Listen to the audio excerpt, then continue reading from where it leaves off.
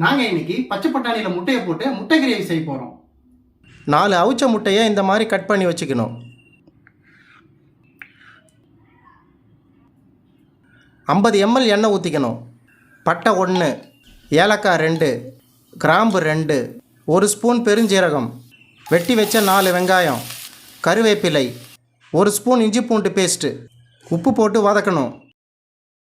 பச்சை மிளகாய், 2 தக்காளி பழம், பச்சை பட்டாணி, கரம் மசாலா 1/2 ஸ்பூன், மல்லித்தூள் 1/2 ஸ்பூன், மிளகுத்தூள் 1/4 ஸ்பூன், மஞ்சள் தூள் 1/4 ஸ்பூன், மிளகாய்த்தூள் 1 ஸ்பூன்.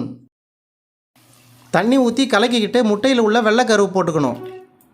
சீரகத்தூள் 1/4 ஸ்பூன் போட்டு பச்சை பட்டாணி நல்லா வேக வச்சுக்கணும்.